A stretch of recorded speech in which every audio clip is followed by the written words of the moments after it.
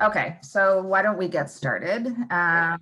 So first of all, just wanted to introduce ourselves. So my name is Sarah Donahue. I'm Manager of Clinical Supports for the Specialized Services Department at Community Living Toronto.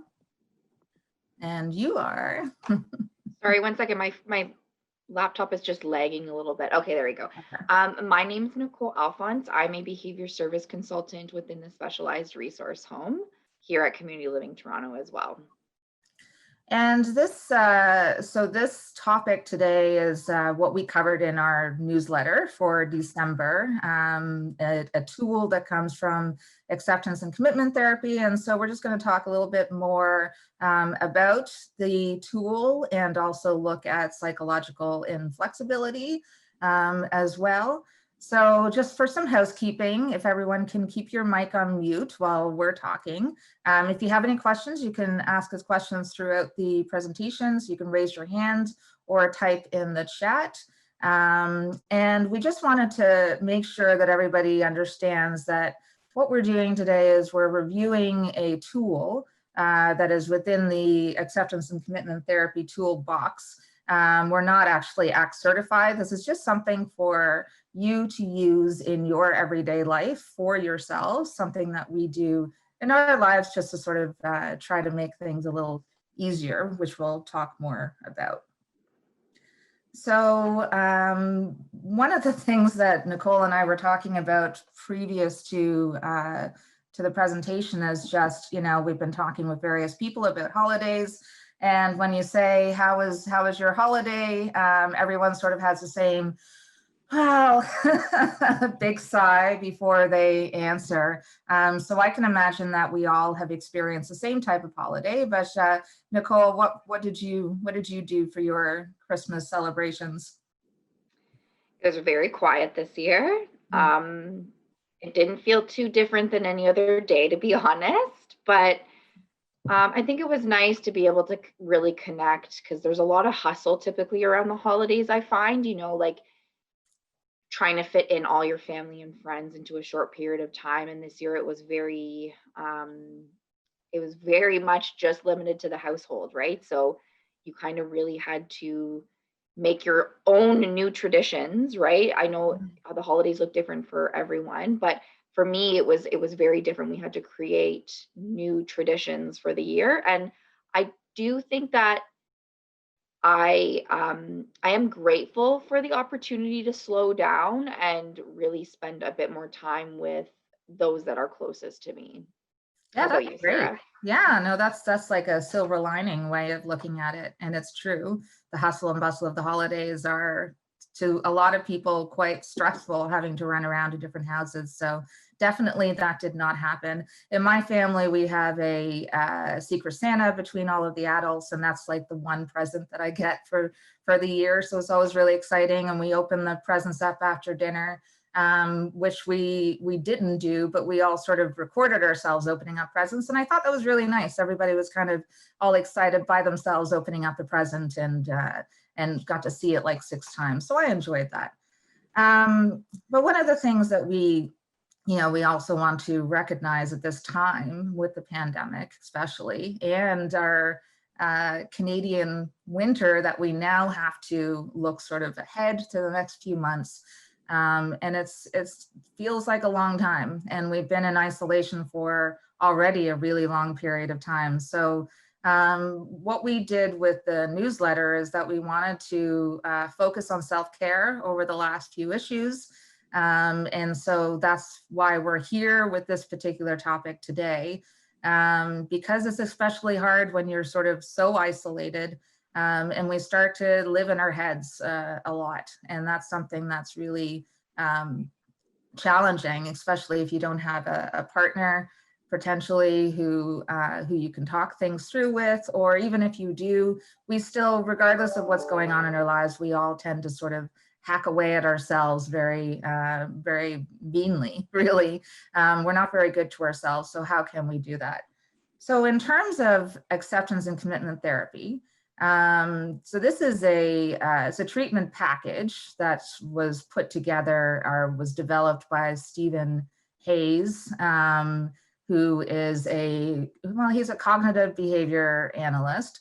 And really one of the things that Nicole said to me, go and listen to some interviews with Stephen Hayes. And I thought it was extremely interesting to sort of go back in time and see where this therapy came from.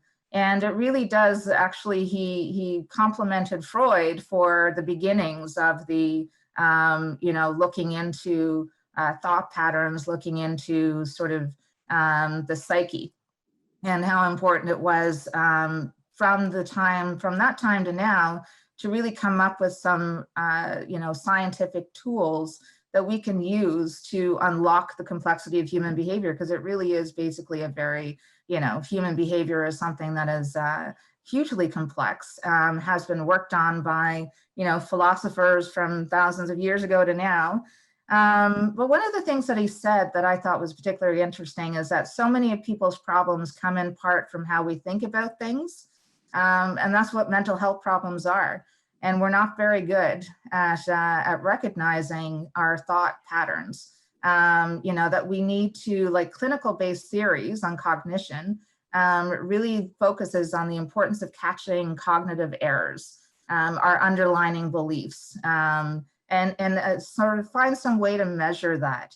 And we have to dispute and challenge and correct these errors. So that's a little bit about what we're going to do today. And just sort of personally, I can tell you that, a couple of years ago when I really was going through, an emotional time in my life, I have the Get Out of Your Mind and Into Your Life, which is the new acceptance and commitment therapy, it says on the bottom here, by Stephen Hayes. And what I like about it is that it's a self-help as well. Like, you don't necessarily, it's good to have a therapist who can walk you through this, especially if you're going through a really tough time. Like if you have been diagnosed with depression, for example, or anxiety. But, I went through this book and it really did, like, getting out of your mind and into your life is such it's also a really good sort of metaphor for what we do. We may look like we're actively engaged in our lives, but we're very much living in our heads, and sometimes it's not a very happy place to be.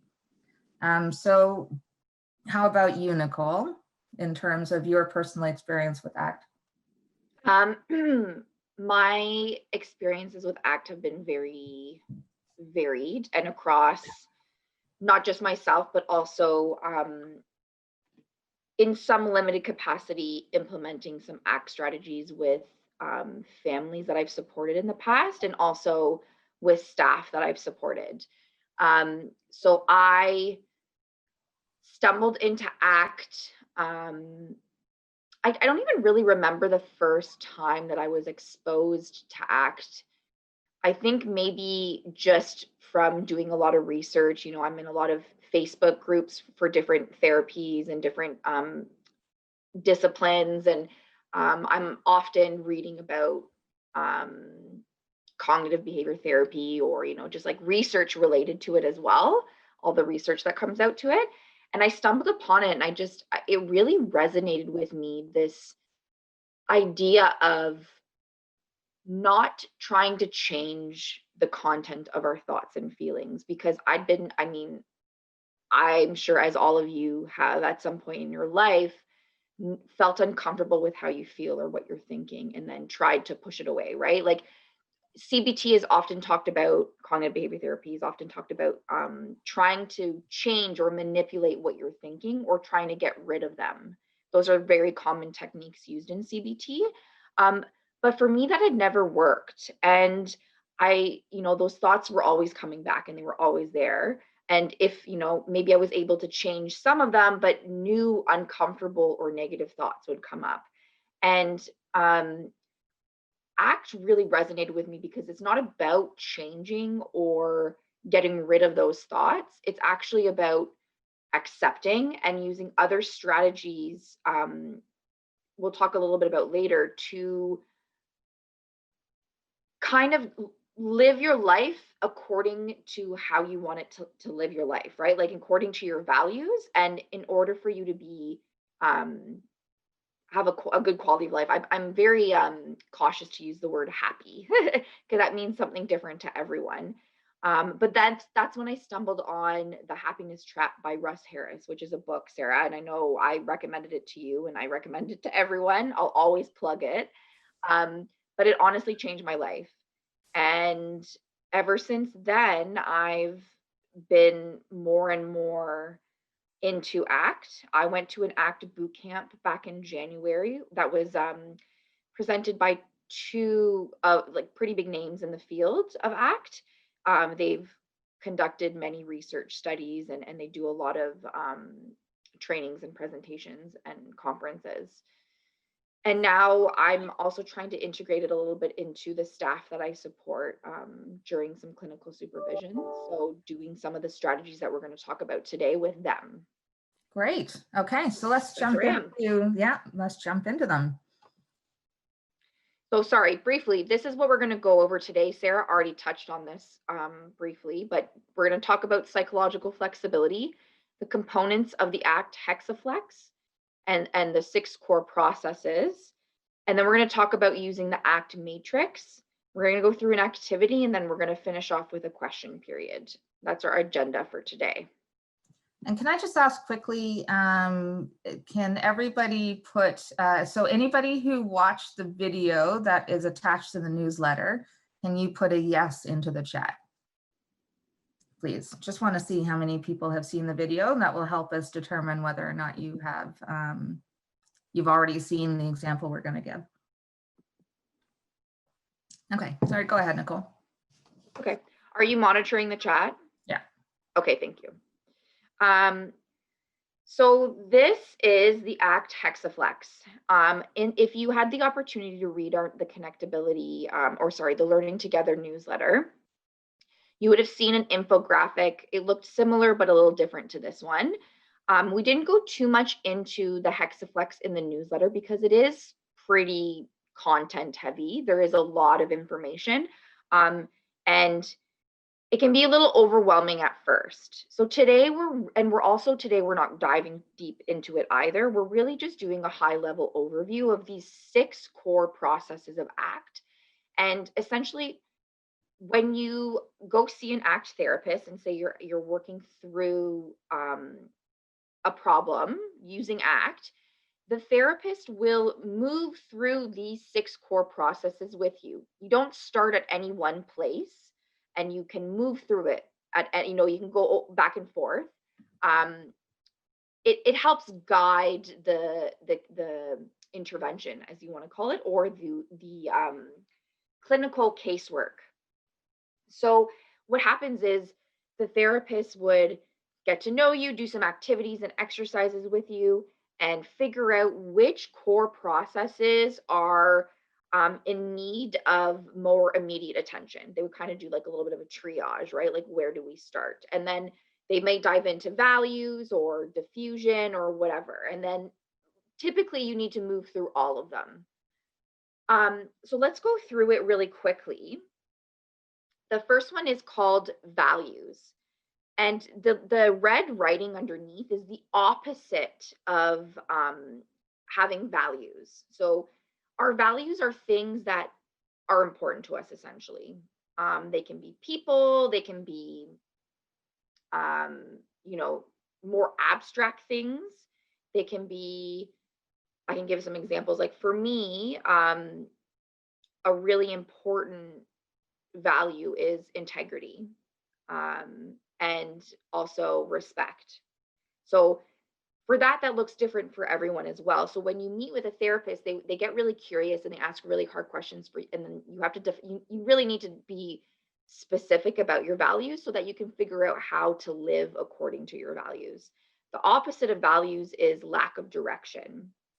And that's when you really don't know what's important to you. You don't know where you're going in life. You feel kind of lost. The next one below that is committed action. So this is really where like your goals come into play.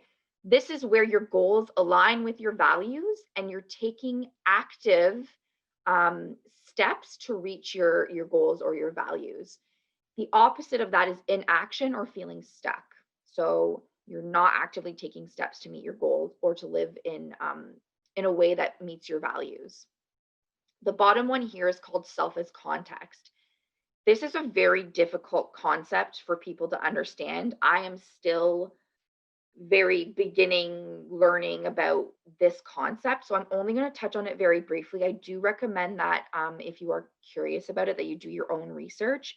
There's tons of information. We have links to resources that are great. I've had the opportunity to go through a lot of the resources. So the ones that we've recommended, I know are good quality and easy to understand. Anyways, the selfless context is this idea that we are not our thoughts and feelings and emotions, that we are what's considered an observing self, making contact with the observer.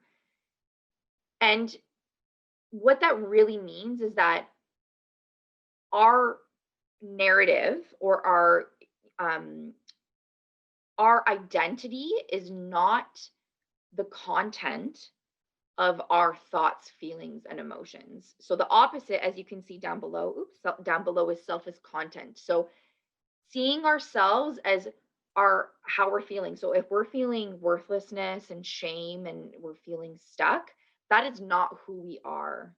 The self as context is we are separate from that. We are still a human being that is observing and living in the space, and that we can change we can choose to act in accordance to our values, and that is more in line with our identity. The next one is diffusion. And this is where we're able to unhook from harmful or uncomfortable thoughts and feelings. And what that looks like, if you're the opposite of that, is cognitive fusion, where we are so fused into what our thoughts and feelings are that we're unable to respond appropriately in the environment. You may be more emotional, you may be more reactive because you're responding to your thoughts and your feelings. The next one is acceptance. And this is where we accept our experiences and we choose to move in line with our values. And the opposite of it is experiential avoidance. And that's when we avoid doing things in order to avoid internal uncomfortable feelings. The last one is present moment. And that's where we're living. This is really essentially mindfulness. This is where we're living in the present moment. We're making contact with our experience, our five senses experiencing, and we're not living in the past or the future. And I'm going to go through some examples. I'm going to give you guys some examples of each one from a caregiver perspective, but I just wanted to go over that with you guys quickly. And the goal, the overarching goal of ACT is to teach psychological flexibility. And I want to talk a little bit about what is psychological flexibility. Let me know, am I going too fast, Sarah? No, I think that's good. No, we're good. Okay, sorry. So in my own words, psychological flexibility is a set of complex skills that enables us to choose to behave in a way that is aligned with our long-term goals and values, despite the presence of uncomfortable thoughts, feelings, and emotions. So this is a lot easier said than done, right? There are a lot of skills that go into this. And the 6 processes of ACT essentially are those complex skills. And that's where the ACT therapist would work on teaching you those skills in order for you to move forward to achieve your long-term goals and values and accept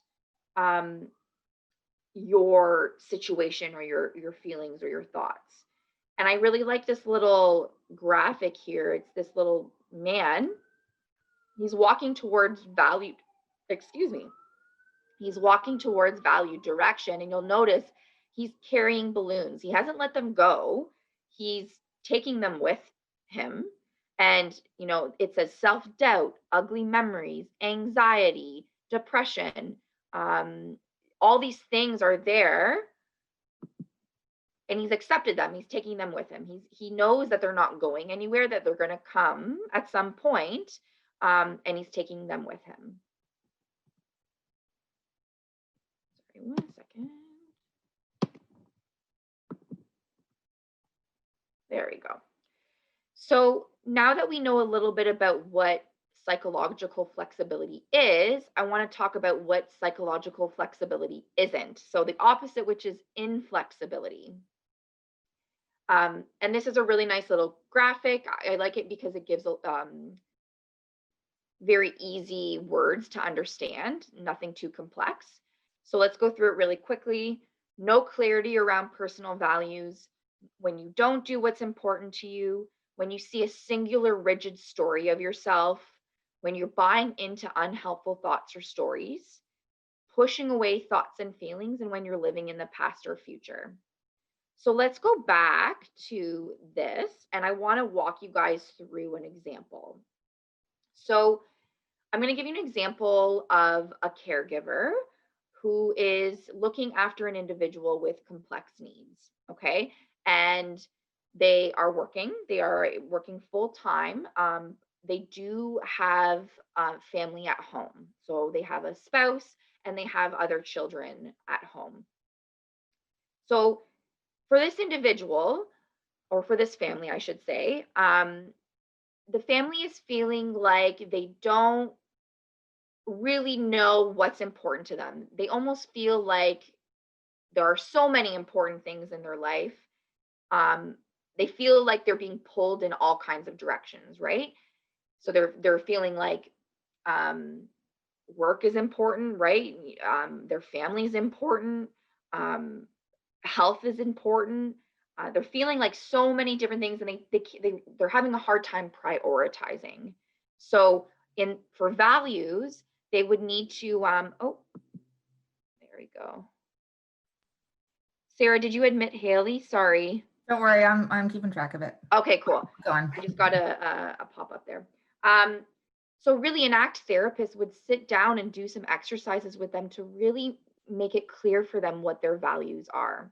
So say for this person does that, they go through some exercises and they realize that for them, family is the main value, and giving their the individual with high needs, giving them a good quality of life is what's their main value, and being there for them.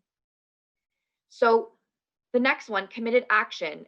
At this point, once they've identified their values, you can also identify some actions in order to live in line with your values. So maybe for this caregiver, it would look like not staying late at work, right? Like maybe saying no to some of the extra work or projects that are being given to them.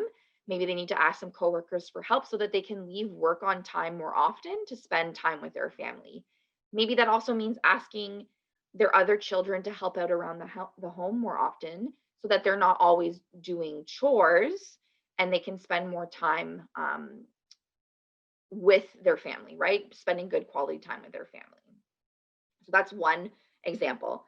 The next one, self as context. So this caregiver thinks that they often have this narrative about themselves that they have to overwork. They have to be the only one that provides for everyone in the family. The family will fall apart if they don't do everything, right? They have to take everything on themselves. And they're stuck on that view, right? That they are the only one that's capable of making this work.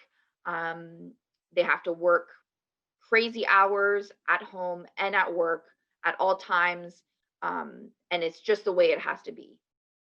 And this is that story that they're telling themselves is very negative, as you can obviously imagine. The risk of burnout is very high. And then that's when mistakes are often made, right? That's where we aren't spending good quality time with our family. Maybe we're being very reactive and we're getting angry and snapping on our family. And maybe we're having to spend more time at work because we're so tired and we can't get our work done. So seeing yourself as this is who I am and this is who I will always be, it's very rigid. The next one is diffusion. So say she's having these thoughts that I have to do this, or nothing will get done, or I have to do this today because it's very important. I have to do everything. So they're really taking on a lot of work on themselves, and they're getting caught in thinking about everything that they have to do, right? Like that never ending to-do list in their head. So if you're fused to that, right, it's very difficult to move forward. You're only stuck in your thoughts. And an ACT therapist would teach you strategies to unhook or diffuse from those thoughts. And I can give you an example of one that actually I use. So one thing that actually has really helped me, I get really frustrated when I drive. I'm a lot better now. So say like a car cuts me off, or there's some angry drivers. I used to take it very personally. And in order to diffuse my thoughts from just, I would sit there driving for the next 10 minutes, like just angry, thinking about this person and what I could have done differently. I'm not even paying attention to what's going on around me. So what I do now is I actually repeat those thoughts to myself in a funny character's voice. And I like to choose Mickey Mouse. So I'll actually like repeat those thoughts back to myself. So I'll give you an example of what this might look like. Like I might be like, like you're angry because someone cut you off. Like I know it sounds really stupid, but I can't help but laugh at that. Like it really makes the situation so trivial and silly that I'm able to diffuse from it really quickly. I'm just like, really, why am I spending my energy putting all my thoughts and time into this? And it really brings light to the situation. That works for me. It doesn't work for everyone. There are a lot of other strategies that a therapist may introduce you to, and then you can find one that works for you, or maybe multiple. The next one is acceptance. So, accepting that having uncomfortable thoughts and feelings is normal and it's not going anywhere. And if we choose to accept them and sit with them and allow them to take space, we can then move forward rather than struggling with them, always struggling to get rid of them and push them away. Sorry. So there's a lot of mindfulness practice around this one. Acceptance and present moment are a lot of mindfulness activities, and the therapist may walk you through some activities to make you realize how avoidant you are. And actually, the ACT matrix that we're going to go through is a really great example of this, because it really shows you how much you're avoiding because of those uncomfortable thoughts and feelings that you're fused to potentially. So if you can choose to accept them and move forward. And then, so in the context of that caregiver, let's say she chooses to accept that she's always going to feel overwhelmed. She chooses that there's always going to be a to-do list. There's always going to be something to do. And she starts to just let go of that. I know, again, it sounds a lot easier said than done. This takes practice, guys, and there's a lot of skill involved.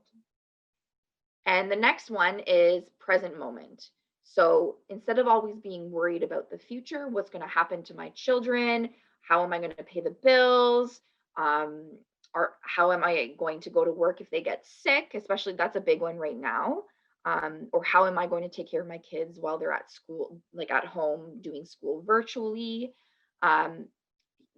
Very intrusive thoughts and very uncomfortable feelings come up with that. It's very hard. So trying to bring your awareness back to the present moment and focusing on your senses. So what do you feel? Sorry, what can you touch? What can you see? What do you smell? And that really helps take you out of your head and back into your body. And so for this caregiver example, maybe when she's driving to work in the morning, which tends to be a very anxious time for her, she spends time feeling the steering wheel against her hands, practicing observing all the streets and the cars around her, and paying attention to how the seat feels against her body. Is she cold? Is she hot? Those kinds of feelings, rather than getting lost in all of the thoughts of things that she has to do that day. Okay, so that's an example. Now we're going to go into, first let me open it up. Does anyone have any questions about the Hexaflex? or any of these 6 core processes. This is just another graphic I thought was nice. Sarah, if you could moderate the chat. Okay, great. I think you're good. You can keep going. Great. Thanks, Nicole. No problem. So again, just highlighting the Hexaflex. Our next activity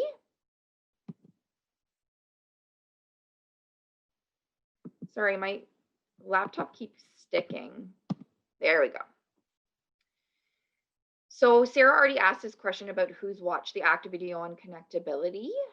If you have not, I do recommend that you go out and check that out. It will talk a little bit more about some of the other interesting things about ACT.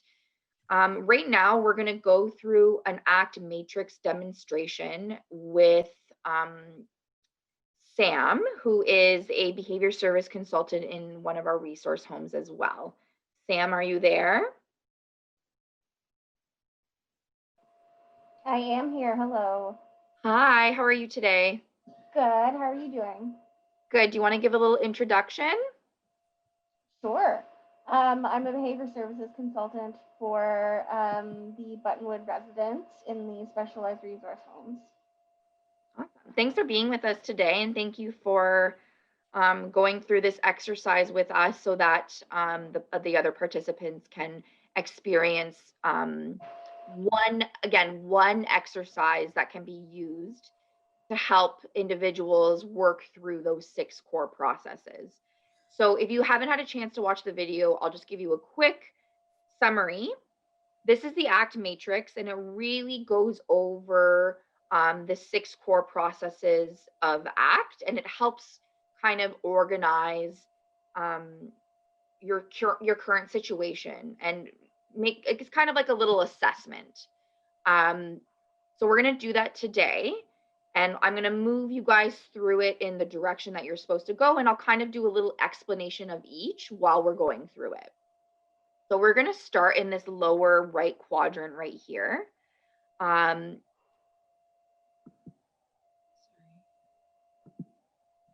I just see my chat flashing, but I don't have it up. Sorry, guys. Yeah, don't worry, Nicole. I'm okay, cool. There. Okay. So the first question that a therapist would ask you, or that you can even do this on your own, right? Like you don't have to see a therapist in order to do this matrix. And I do encourage any participants today to do them, to maybe follow along and do it yourself if you would like. So you can see these 4 quadrants, and there's a vertical and a horizontal line. The vertical line separates the top. The top represents 5 senses experiencing. So the things that we experience in the environment.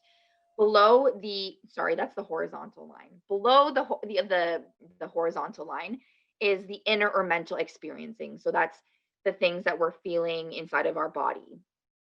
And then the vertical line on the right is things that move us towards our goals and our values. And on the left side of the screen is things that are moving us away from our values and our goals. Okay. And then right here in the middle, that's when we're noticing all these things. This is where our self as context comes in, where we are not our thoughts and our feelings. We are an observer. Okay. That's who we are. Our thoughts and our feelings do not make us a bad person. They do not define us. They are just part of us, and we can make contact with this observer self who observes these processes going on and is able to choose or make decisions based on these observations. Okay, so Sam, let's start. I'm going to ask you, who and what is important to you? If you can think about some of your values. I think I'm going to concentrate on work. Sure. And something that I really value is teaching and improving the lives of the individuals that we support.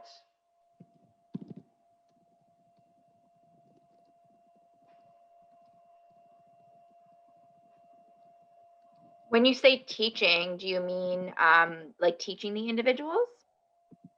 Yeah, teaching new skills, teaching independence, autonomy.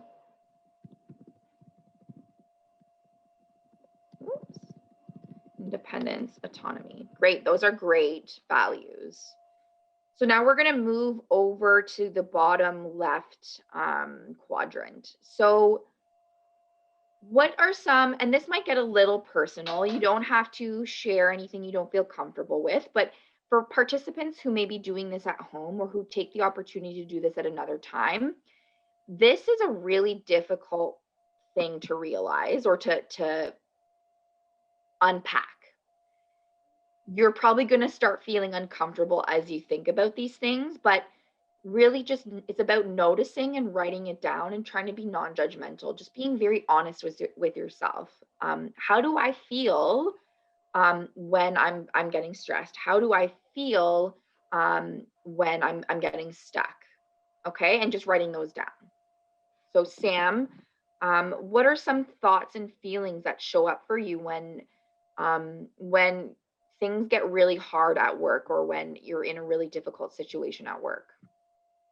I think a lot of the time, just things like feeling, like you're not qualified, you're not good enough, frustrated, overwhelmed, like there's too much to do, even almost like afraid sometimes that you're not going to be able to meet your goals. Yeah. I don't know if that's enough. Sorry. Oh, that's more than enough. Yeah. I think I also share these thoughts and feelings as you. So thank you for sharing that. I know that it's really difficult sometimes to talk about, these feelings. There is a lot of taboo around being able to talk openly about how we're feeling at work when things get tough and not good enough. So we're going to move up now to the upper left quadrant. So when these thoughts and feelings show up, what are some things that you do? So more behaviors. So I would say, like, to some extent, I might shut down. Like, so let me think if I could actually. So, like, concentrating on easier tasks. I'll often like go and spend time with the individuals that we sort of like almost ignoring. Go to spend time with the individuals we support and train on the floor, and then there's a lot of like avoidance tactics for the more difficult tasks. If I'm feeling overwhelmed, like there's a mountain to climb, I tend to, go and focus on things that I know that I'm good at, like supporting the individual, building rapport and stuff like that with them. Yeah.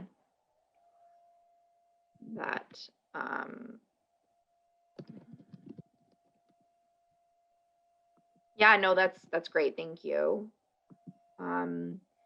So now we're going to move to the last quadrant, which is what are some, and this is really kind of like what you would consider goal setting, but we're not going to put any kind of like, we're not making SMART goals here. We're really just brainstorming some things that you could do instead of these that could get you closer to improving the lives of the individuals you support, and that also help teach new skills, independence, and autonomy to those individuals. What are some things that you could do?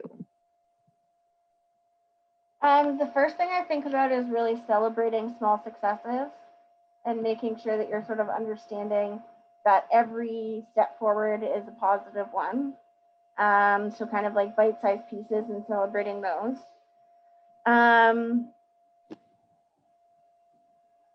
It's really important to ask for help, and a lot of the time that's hard to do. So if you feel overwhelmed, asking for help, definitely. And then also personally for me, I find that like making lists and actually like visually checking stuff off is really reinforcing to me. And that's usually how I end up getting through a task that I may find to be like, extremely overwhelming or too hard to do or whatever it is, whatever those thoughts start going through my mind about how to complete that task or why I can't complete that task. it usually ends up that I just do the task and it was fine, but Right? sabotaging thoughts every once in a while. It's so interesting how, you know, like it's part of our work and we need to do it. We know it's got to be done at some point, right? But we spend like so much time struggling with those uncomfortable thoughts of like, this is hard, I'm not good at it, it's not going to be good enough, but we still end up having to do it, right? It's we still end up having to expose ourselves to those uncomfortable feelings at some point, right? And get it done. So that's what I really love about this, right? Like it's not about getting rid of those thoughts because they're not going anywhere. It's about realizing what's happening, what is going on. I'm having these thoughts. I am not my thoughts. They don't define me. I want to live in a way that is in line with my values. I'm recognizing that I'm doing things that are not helpful, so I can choose to accept how uncomfortable I'm feeling in these uncomfortable thoughts that are in my mind and do those hard things anyway. And again, I'm going to say this over and over again. A lot easier said than done. But that's what I think is so interesting about this. And it's very complex, but it's also, when you just talk about it like this, it sounds like it makes sense, right? Do you know what I mean? Yeah, 100%. When you actually put everything down on paper and you can look at, you know, what's taking you away from doing what you need to do and what's important to you and how those thoughts and feelings cause, to some extent, I mean, I don't know, I'm just making this up, but cause, you know, cause those behaviors in which it takes you away. And so it actually, yeah, no, it makes a lot of sense. It's great. Thanks for doing that for me. Thank you, Sam. Thanks for participating. I really appreciate it. Absolutely. We're going to walk through one more exercise. Sarah, do you want to do it with Haley or do you want me to move forward? You go ahead. You're doing a great job. Okay. Haley, are you there? Yes, I'm here. Can you hear me? I can. How are you? I'm good, thank you. Awesome. I'm just going to get a new one of these. I'm going to get a blank one for you. Okay.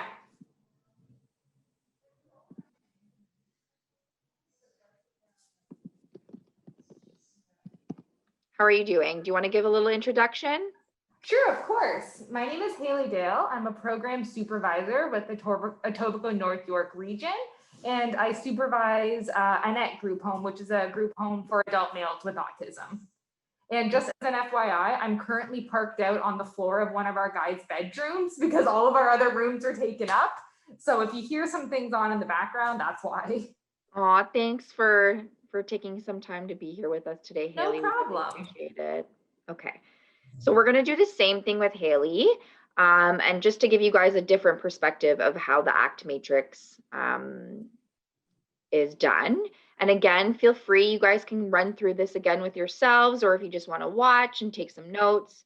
And if you have any questions at any point, please type it in the chat.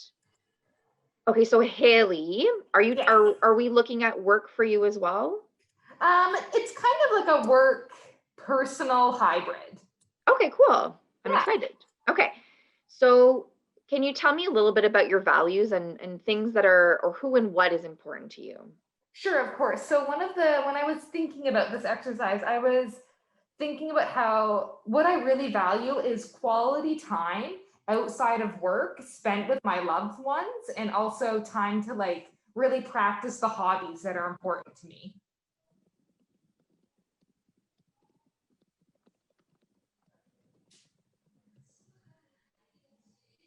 I'm gonna shut the door here. Yeah, no worries. Were those the two that you wanted to concentrate on today? Sorry? Were there others, or were those the two you wanted to talk about today? I have one more too, as well, work specific. Sure. The other one was, so a value that I have is to provide like valued leadership and support to the staff team. Which is like in trying to set aside more time to face-to-face meetings and check-ins.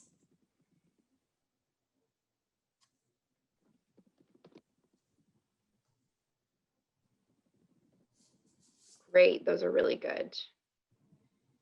So we're going to move on to the lower left quadrant. So when things are getting hard, so say you're finding it really hard to spend time with your quality time with your loved ones, or you're finding it hard to practice the hobbies you enjoy, or you're finding it difficult to be able to provide leadership and support to staff, um, what kind of thoughts and feelings come up for you? Usually things like, oh, I have so much work to do. Like it never ends, because working in a group home setting, it's literally 24/7. So it's, yeah, so much to do and so little time.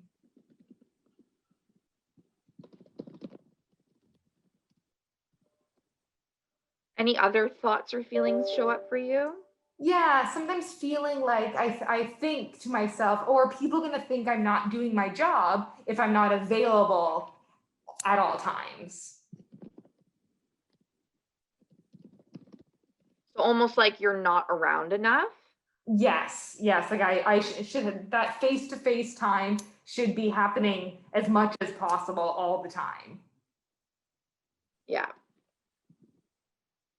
I feel that way too sometimes. Like I just want it, you can't be at the home all the time, right? Exactly. And then it leads into thoughts being like, well, if I'm not there, something bad will happen. If I'm not available, something bad will happen. Or staff might think that I'm not a good leader. I Yes. feel that way too. Yeah. Of course.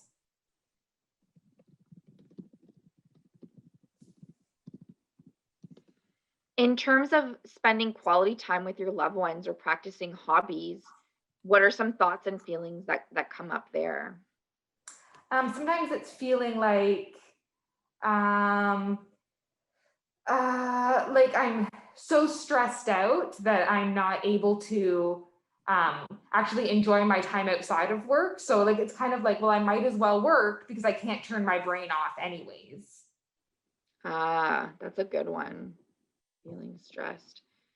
And to enjoy activities.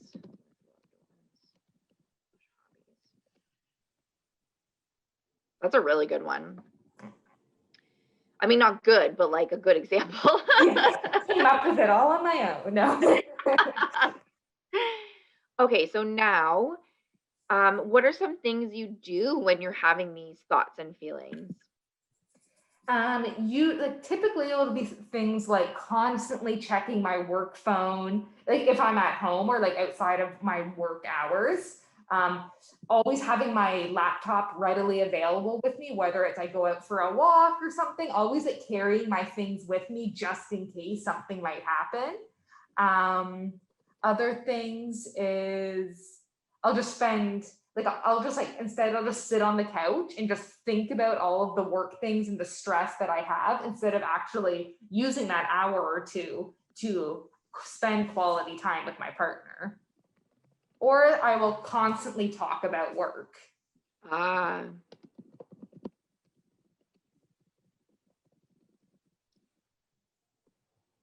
those are really good ones too.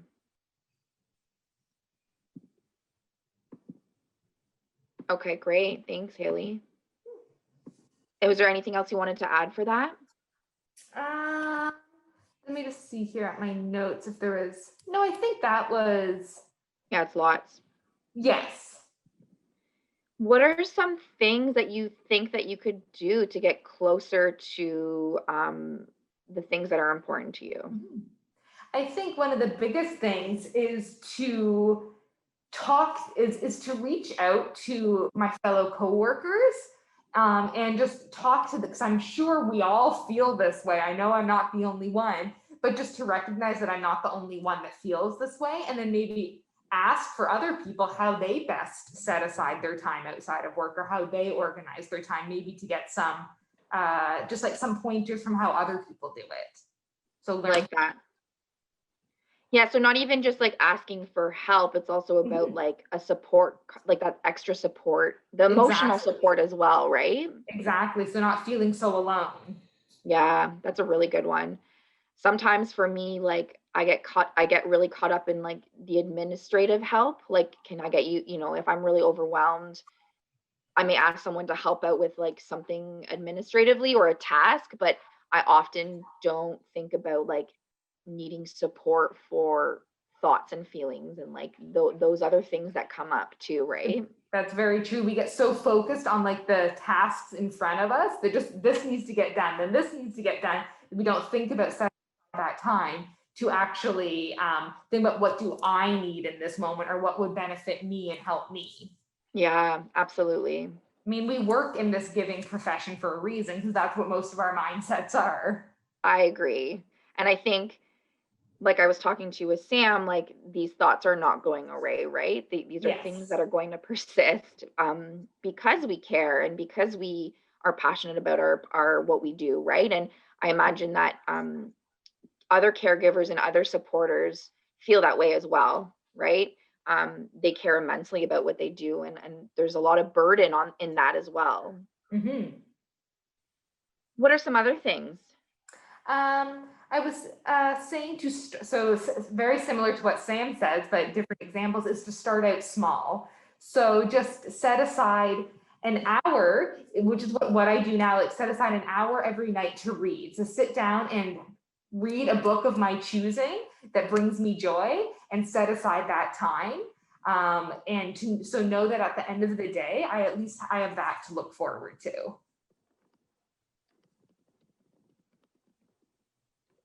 Like that. So you're like scheduling it into your day.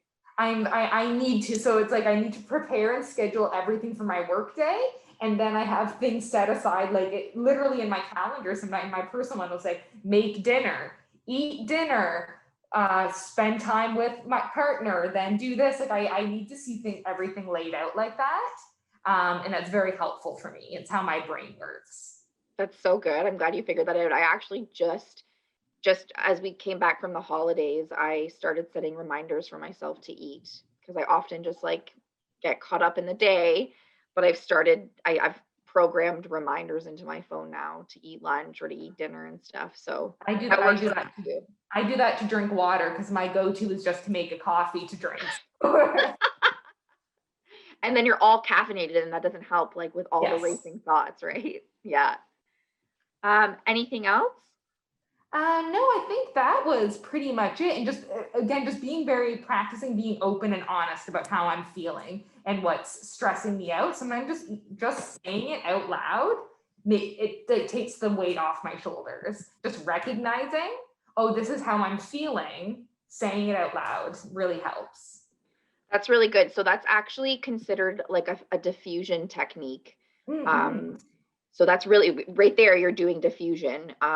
For me, that's really, I find it doesn't really help me too much, but for some people that, that works, where you can just, if you're able to recognize it and say it out loud, it almost like changes the shape of the thought or what's going on inside. You're changing what it is, really. It's no longer, you're no longer fused to it, and you're no longer like, this is what's happening. It's more like, oh, I recognize that I'm feeling this way.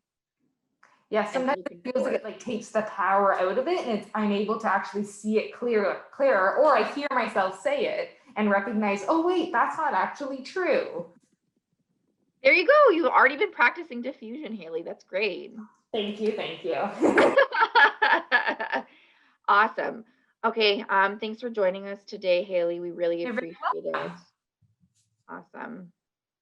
Okay, and so I want to open the floor up now to see if there's anyone who would like to go through this and do it with us together. No pressure. You don't have to.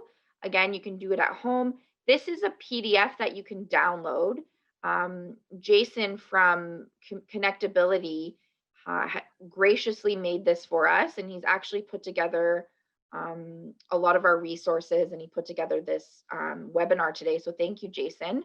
And we can link to that as well, and you can just download it and fill it in the same way that I'm doing right now. I had put the link into the chat so everybody could use it while you were going through it. No problem. Thank you, Sarah. Okay. Did anyone want to go through it? I don't think I see any more chats there. No, I don't. It doesn't look like it. But I just want to say, that was, it's really interesting every time that I have seen somebody go through the matrix, because it does sort of, not only does it make you think, about what your values are and what it is that you do that gets in the way of the values, but you're writing it down, you're sort of putting it out there where you can visually look at it. And it really does, as Haley say, takes the power away from those negative thoughts. I know for me, self-care was something when I heard the term self-care a couple of years ago, and I have a few kids. And so I've always been somebody who is constantly on the go and taking care of kids. And I was going to school and I was at work full time and just doing a lot of different things. And self-care was out the window. But I didn't even realize it until I started to read more about it and started to sort of understand, you know, when I take time out for myself, I feel better. And when I feel better, I, you know, behave better to the people around me. I feel, you know, it's easier for me to be calm in situations where typically I would maybe get stressed out. And the more I practice using these different sort of tools that we have, the easier I find it. So it's more about practice, I think, you know, when you first start to utilize some sort of a tool or strategy that you think would work for you and it doesn't, that's, you know, you just persist or move to something else. But taking time for yourself on a daily basis, whether that's an hour of reading or a walk outside for 30 minutes or whatever it may be, those are moments for you to sort of shut things down and you know, small steps. So just want to say thank you to everybody for coming today. Again, this is a tool for you to use. If you would like to reach out to us, you can email us at the Special Services Newsletter email. And our next edition, just so you all know, is going to be focused around recreation therapy, which we're very excited about, sort of ideas of what we can do, especially in the winter months ahead. So if we don't have any questions, I think we can let you all go. It's right at the end of the lunch hour.